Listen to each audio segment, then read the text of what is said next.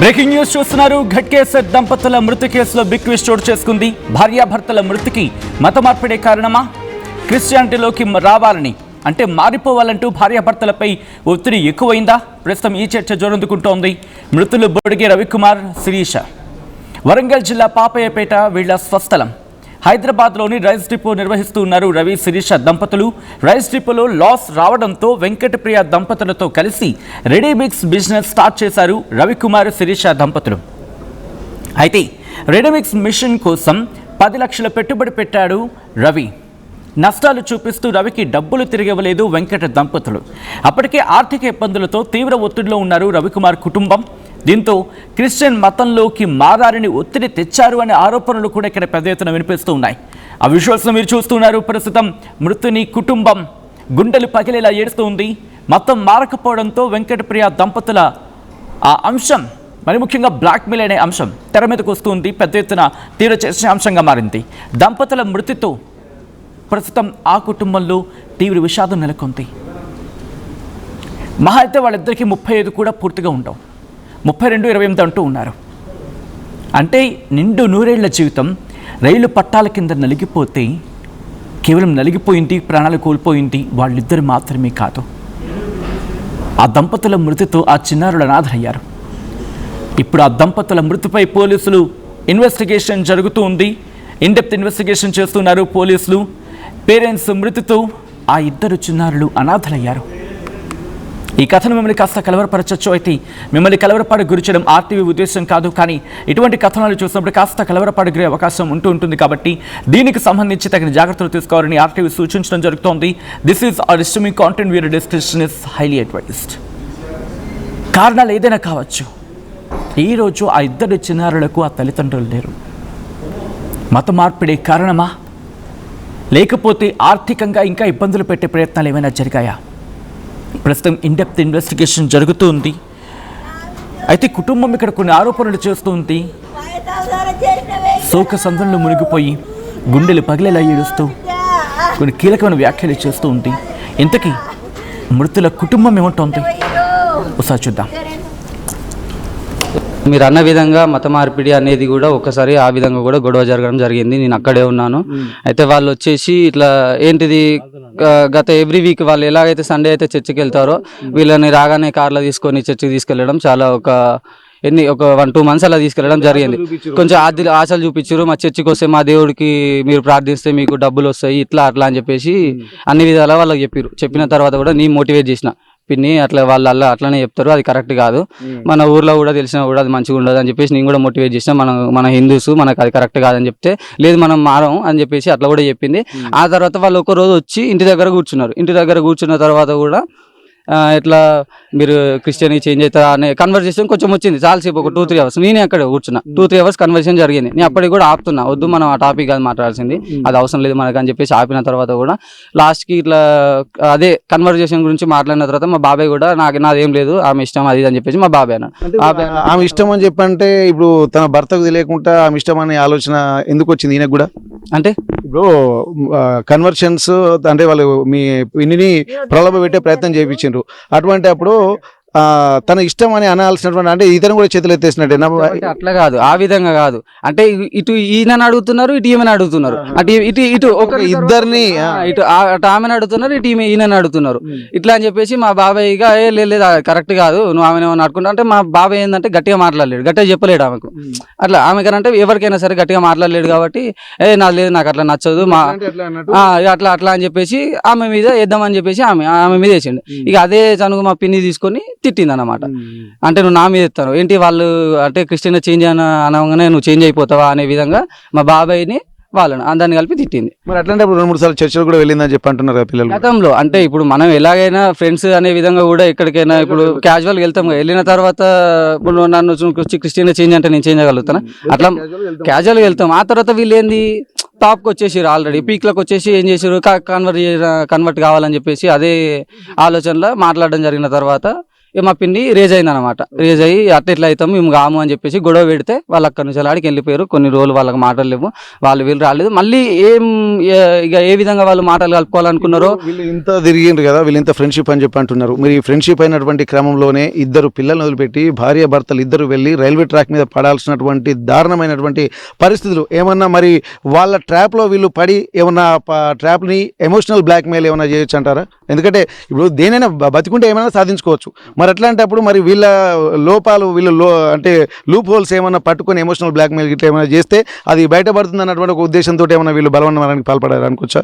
అయితే నేను అదే చెప్తున్నా కదా, ఏంటి మార్నింగ్ వీళ్ళు పిల్లల్ని స్కూల్కి వెళ్ళి దింపేదాకా కూడా వాళ్ళకి ఎలాంటి సమస్య లేదు, ఏం లేదు. వీళ్ళు ఇద్దరు భార్యాభర్తలు కలిసి షాప్కి కూడా వెళ్ళారంట. వాళ్ళ షాప్ దిల్సుఖ్నగర్లో ఉంటుంది. వాళ్ళ షాప్ వాళ్ళు వచ్చారు, 4 వచ్చి వాళ్ళు కూడా మాట్లాడారు. అక్కడ ఆఫ్టర్నూన్ వరకు అక్కడే ఉన్నారనే సమాచారం కూడా ఉన్నది. ఏ టైం అక్కడికి వచ్చిన తర్వాత కూడా వాళ్ళు మంచిగానే ఉన్నారంట. పిల్లలు వచ్చే వరకు అన్ని బోళ్ళు ఇట్లా అన్ని సదిరిపెట్టినట్ట. వాళ్ళకి వితిన్ 1-2 అవర్స్ గ్యాప్లో ఏమో గొడవ ఎవరు వచ్చి చేసిర్రు అనే మాట తెలుస్తుంది. ఏమైనా వాళ్ళు వచ్చి ఏమన్నా గొడవ చేసి ఏమన్నా ఒత్తిడి చేసిర్రా, ఆమె కూడా వచ్చి ఇట్లా చేస్తావా నువ్వు అట్లా చేస్తావా అని ఎవరు ఆడవాళ్ళ వాయిస్ మా నాన్నమ్మ అయినదని చెప్తున్నది. నువ్వు అట్లా చేస్తావా ఇట్లా చేస్తావా అని చెప్పేసి బెదిరింపులు చేసినట్టు సమాచారం ఉంది. అయితే వీళ్ళు పిల్లలకు మార్నింగ్ స్కూల్కి దింపిన తర్వాత వాళ్ళు షాప్కి వెళ్ళిన తర్వాత కూడా అక్కడ కూడా మేము ఇల్లు చూసుకుంటామనే సమాచారం కూడా ఉన్నది.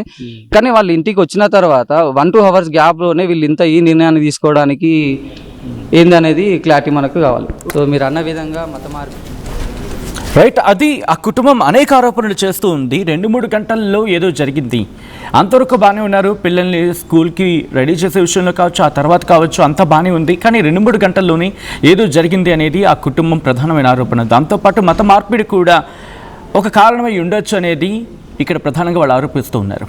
ఏం జరుగుతుంది, ఎటువంటి కోణాల దర్యాప్తు జరుగుతూ ఉంది, ఏ అంశాల దర్యాప్తులో భాగంగా బయటకు వస్తూ ఉన్నాయి, డీటెయిల్ ఇన్ఫర్మేషన్ అందించేందుకు మా ప్రతినిధి నిర్మలా సిద్ధంగా ఉన్నారు. నిర్మలా, ఇన్వెస్టిగేషన్ ఎంతవరకు వచ్చింది?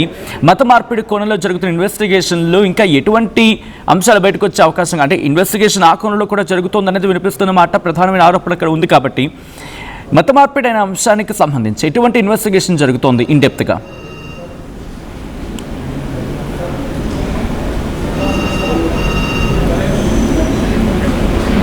నిర్మలా, కెన్ యూ హియర్ మీ?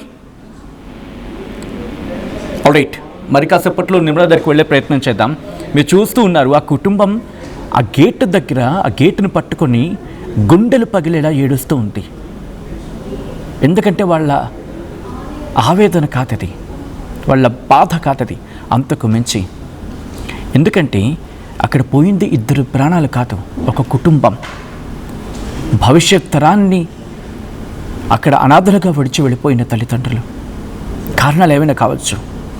మా ప్రతినిధి నిర్మలా అప్డేట్స్ అందించేందుకు సిద్ధంగా ఉన్నారు. నిర్మలా దగ్గరికి వెళ్తున్నాను. నిర్మలా, ఈ మత మార్పిడి అనే కోణంలో ఎటువంటి ఇన్వెస్టిగేషన్ జరుగుతోంది, ఎటువంటి విషయాలు బయటపడుతూ ఉన్నాయి, ఇంకా ఎటువంటి కోణాలు దీంట్లో బయటపడుతూ ఉన్నాయి, ఇన్వెస్టిగేషన్ ఎంతవరకు వచ్చింది నిర్మలా? ఎస్ సచిన్, ఈ ప్రియా అనే దంపతులు మాత్రము వీళ్ళు క్రిస్టియన్ మతానికి సంబంధించిన వాళ్ళని కూడా పోలీసులు గమనించడం కూడా జరిగింది. అదే విధంగా చుట్టుపక్కల ప్రజలు కూడా చెప్తున్న మాట అని పోలీసులు చెప్తున్న వివరాలు.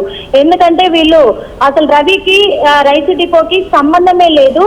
ఇటు ప్రియ వాళ్ళ ఫ్యామిలీ, రవి వాళ్ళ ఫ్యామిలీ ఇద్దరు కలిసి వీళ్ళు సిమెంట్ మిల్లరు 14 లక్షలు పెట్టి వాళ్ళు కొనడం జరిగింది. దాని మీద పెట్టుబడి పెట్టడం జరిగింది. పూర్తిగా కూడా దాంట్లో భాగంగా 10 లక్షల పెట్టుబడి మొత్తం కూడా ఇక్కడ శిరీష, రవికుమార్ వీళ్ళిద్దరు దంపతులే దానికి పెట్టినట్టుగా కూడా తెలుస్తూ ఉంది. అలాంటిది మిగతా 5 లక్షలు మాత్రమే ఈ ప్రియా దంపతులు పెట్టుకున్నారు. కానీ దానికి వచ్చే లాభాలు కావచ్చు, నష్టాలు కావచ్చు, ఇక్కడ రవి ఇటు ఆ శిరీష అడగడంతో వీళ్ళు తప్పుడు లెక్కలు చెప్పడం కాకుండా ఈ ప్రియా భర్త ఎవరైతే ఉన్నాడో ఆ ప్రియా భర్త వీళ్ళ పైన మత మార్పిడి కావాలి, మీరు రావాలి, ఖచ్చితంగా మా మతంలోకి రావాలి, క్రిస్టియానిటీలోకి రావాలి అని చెప్పేసి ఒత్తిడి తీసుకొచ్చారనేది వాస్తవం అని ఇటు పోలీసులు కూడా చెప్తున్న మాట. అదే విధంగా ఇటు ఈ శిరీష తల్లి కూడా చెప్తున్నామా. అందుకు ఇంకొక విషయం ఏంటంటే కూడా ఇప్పుడే తెలిసిన అప్డేట్ కూడా ఇక్కడ మనకు రవికుమార్ కజిన్ సిస్టర్ ఫోన్ చేసి చెప్పిన విషయం కూడా ఆల్రెడీ ప్రియా భర్త క్రిస్టియానిటీకి సంబంధించినటువంటి ఒక పోస్టర్ తీసుకెళ్లి శిరీష వాళ్ళ ఇంట్లో గోష్కు బలవంతంగా అంటించాడు అని చెప్పేసి కూడా చెప్పడం జరిగింది. అది కూడా పోలీసులు గుర్తించారు, దాన్ని కూడా ఫోటోలు తీసుకున్నారు. అదే విధంగా కూడా ఇటు ప్రియా హస్బెండ్ ఎవరైతే ఉన్నారో, ప్రియా హస్బెండ్ శిరీషపై, రవికుమార్ పై, ఇద్దరిపై ఒత్తిడి తీసుకొస్తూ శిరీషని కొంచెము తనకు మెంటల్ గా కావచ్చు, ఇటు మానసికంగా కూడా తనను ఒత్తిడి తీసుకొచ్చి తన మీద టార్చర్ చేస్తున్నట్టుగా కూడా అక్కడ వీళ్ళ శిరీష వాళ్ళ మదరు చెప్పడం జరిగింది. ఎందుకంటే చాలా సార్లు శిరీష మదర్ తో కూడా శిరీష ఈ విషయాలు పంచుకున్నట్టుగా కూడా తెలుస్తుంది అనేది కూడా చెప్పారు. అందుకు ఇవన్నీ కూడా వాళ్ళ మీద ఎక్కువ ఒత్తిడి తీసుకొచ్చారు వీళ్ళు. కాబట్టి అక్కడ నుంచి వెళ్ళిపోవాలి అనే ఆలోచన కూడా రవి, శిరీష చేసినట్టుగా తెలుస్తూ ఉంది. ఎప్పుడైతే వీళ్ళు బలవన్మరణానికి పాల్పడాలి అని నిర్ణయించుకున్నారో అదే రోజు ముందు మళ్ళీ కాంప్రమైజ్ అయ్యి, లేదు ఇక్కడ నుంచి మనం వేరే చోటికి ఎక్కడికైనా వెళ్ళిపోయి బ్రతుకుదాము అని చెప్పేసి కూడా ఆ రోజు ఉదయం 9:30 గంటలకి దిల్సుఖ్ నగర్కి వచ్చి వాళ్ళిద్దరు కూడా అద్దె ఇంటి కోసం, అంటే కిరాయి ఇంటి కోసం కూడా తిరిగి వెళ్ళి ఇంట్లో సామాన్లన్నీ కూడా సర్దుకున్నారు. వాళ్ళు సామాన్లన్నీ బస్తాలలో పెట్టుకొని సర్దుకొని మన ఆ సర్దుకుంటున్న సమయంలోనే ప్రియా కొంతమంది మహిళలను అక్కడికి తీసుకొచ్చి మరొకసారి శిరీష మీద గొడవకు దిగడం కూడా జరిగింది సిచ్యువేషన్. ఇదంతా కూడా పిల్లలు శిరీష మదర్ తో, అంటే పిల్లల అమ్మమ్మతో చెప్పుకుంటున్న మాటలు అని కుటుంబ సభ్యులు కూడా చెప్తూ ఉన్నారు. ఆ సమయంలో ఏం చేయాలో ఇంకా తోచని పరిస్థితుల్లో మళ్ళీ మేము బయటికి వెళ్ళి వస్తామని పిల్లలకి చెప్పి 12:30 గంటల ప్రాంతంలో ఇంట్లో నుంచి బయటికి వెళ్ళిపోయారు రవి, శిరీష. అంటే మొత్తంగా కూడా ఒక 2-3 సంవత్సరాలుగా ప్రియా హస్బెండ్ నుంచే శిరీషకి, ఇటు రవికి మానసిక ఒత్తిడి చాలా ఎక్కువగా పెంచారు అనేది కూడా తెలుస్తూ ఉంది. అది పోలీసులు కూడా దర్యాప్తు కొనసాగిస్తున్నారు. ఇద్దరు ఫోన్ డేటాను కూడా, కాల్ డేటానంతా కూడా పరిశీలిస్తున్నారు పోలీసులు. అదే విధంగా కాల్ రికార్డ్స్ కూడా ఉన్నాయి అనేది కూడా తెలుస్తుంది. కాల్ రికార్డ్స్ కూడా బయటకు వచ్చే అవకాశం కూడా ఉంది. ఇక్కడ ప్రియా, అటు శిరీష, రవి, ప్రియా హస్బెండ్ ఏం మాట్లాడుకున్నారు ఫోన్ లో అనేది కూడా రికార్డ్స్ కూడా బయటికి వచ్చే అవకాశాలు కూడా కనిపిస్తూ ఉన్నాయి. తొందరలోనే బయట పెడతామని చెప్పేసి పోలీసులు కూడా అంటూ ఉన్నారు. చాలా ఒక రకమైన ట్విస్ట్ గా, అంటే ప్రెసెంట్ ప్రియా, వెంకట్ వీళ్ళిద్దరూ ఎక్కడున్నారు? వీళ్ళని అదుపులోకి తీసుకున్నారా? ఇన్వెస్టిగేషన్ ఏమైనా జరుగుతుందా, లేకపోతే పరారీలో ఉన్నారా? లేటెస్ట్ అప్డేట్ ఏంటి నిర్మల? ఎస్ సచిన్, వీళ్ళిద్దరు పరారీలో ఉన్నారు. ఎప్పుడైతే ఇటు రవి, శిరీష బలవన్మరణానికి పాల్పడ్డారనే విషయం తెలియగానే వెంటనే ప్రియా ఇంటికి తాళం వేసి ఇంట్లో నుంచి వాళ్ళ హస్బెండ్ తను వెళ్ళిపోయారు. ఇప్పటికే అబ్స్కాండ్ లో ఉన్నారు. కానీ పోలీసులు మాత్రం వాళ్ళని పట్టుకునే ప్రయత్నంలోనే ఉన్నారు. ఖచ్చితంగా వాళ్ళను అదుపులోకి తీసుకొని విచారిస్తామంటున్నారు. ఇటు కుంట్లూరులో ఎక్కడైతే రవి, శిరీష నివాసం ఉంటున్నారో అక్కడ సర్పంచ్ తో సహా నివాసం ఉంటున్న వాళ్ళంతా కూడా ఒకటే మాట చెప్తున్నట్టుగా తెలుస్తూ ఉంది. ఇక్కడ శిరీష గాని, రవి గాని ఎవరికి హాని చేసే వ్యక్తులు కాదు, వాళ్ళు చాలా మంచి వాళ్ళు అని చెప్పేసి కూడా చెప్తున్న మాటలు కూడా వినిపిస్తూ ఉన్నాయి. రేపు వాళ్ళు కూడా మాట్లాడే అవకాశం ఉంది. Thanks for the update Nirmala. మొత్తంగా అయితే మాత్రం ఇన్వెస్టిగేషన్ ఎలా జరుగుతున్నా, ఏం జరుగుతున్నా, ఎవరు బయటపడినా ఒక్కసారి ఆ పిల్లల కొను నుంచి ఆలోచించండి. అనాథలు అయిపోయింది ఆ పిల్లలు. తల్లిదండ్రులు కరెక్ట్గా ఉండాల్సిన టైం ఇది. వాళ్ళు చేయి పట్టుకొని వాళ్ళని ముందుకు తీసుకెళ్లాల్సిన సందర్భం. ఆ బాధ ఎవరు తీర్చగలరు? ఆ తల్లిదండ్రులు లేని బాధ ఎవ్వరు తీర్చలేరు. కారణాలు ఏవైనా కావచ్చు. చూడండి, ఆ చిన్నారుల ముఖం కంప్లీట్గా మేము చూపించలేకపోతూ ఉన్నాం వివిధ కారణాల రీత్యా.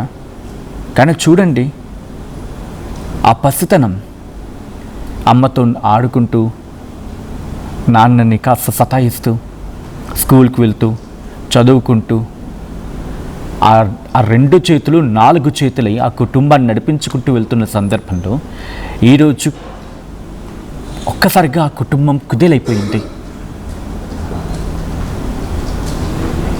ఆ చిన్నారుల వ్యధ ఎవ్వరూ తీర్చలేనిది. లక్షలు కాదు, కోట్లు తీసుకొచ్చి ఈరోజు ఆ చిన్నారుల ముందు గుమ్మరించిన తల్లి తండ్రి లేని బాధ, అమ్మా నాన్న అని పిలుపుకి వాళ్ళు నోచుకోలేరు అన్న మాట, అది డైజెస్ట్ కూడా కాదు, చాలా కష్టం. అది ఆ పెయిన్ ఎవ్వరికీ రాకూడదు అని కోరుకుంటుంటారు. ఈరోజు అది చూడండి ఆ తల్లిదండ్రులు. అయితే ఇక్కడ మత మార్పిడి కారణమా అనే కోణంలో కూడా తీవ్రమైన దర్యాప్తు జరుగుతూ ఉంది, ఇన్వెస్టిగేషన్ జరుగుతూ ఉంది.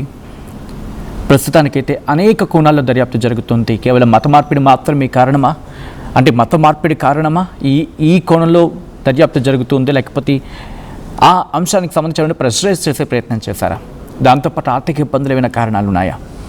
ఇక రకరకాల కారణాలు ఏమైనా ఉన్నాయా? ఈ అన్ని కోణాల్లో కూడా ఇన్వెస్టిగేషన్ జరుగుతూ ఉంది. ఈ కథనం కాస్త కలవరపరచవచ్చు. దీనికి సంబంధించి తగిన జాగ్రత్తలు తీసుకోవాలని ఆర్టీవీ సూచించడం జరుగుతుంది. This is disturbing content. వీరే డిస్కషన్ ఇస్ హైలీ అడ్వైస్డ్. ఆ కుటుంబం ఏమంటుంది, ఆ కుటుంబం ఎటువంటి అనుమానాలు వ్యక్తం చేస్తూ ఉంది, ఇంకోసారి చూద్దాం. నా బిడ్డ ఇక్కడ, నా బిడ్డ బిడ్డ మాయ సంసారం చేసినవే ఇక్కడ, నా బిడ్డ బిడ్డ 5 ఏళ్ళ ముందు జలుబు తలనొప్పి ఒళ్ళు నొప్పుల నుంచి ఉపశమనం శాస్త్రి బామ్. జలుబు తలనొప్పి ఒళ్ళు నొప్పుల నుండి ఉపశమనం శాస్త్రి బామ్ ఇప్పుడు 5 రూపాయల ప్యాక్ లో కూడా.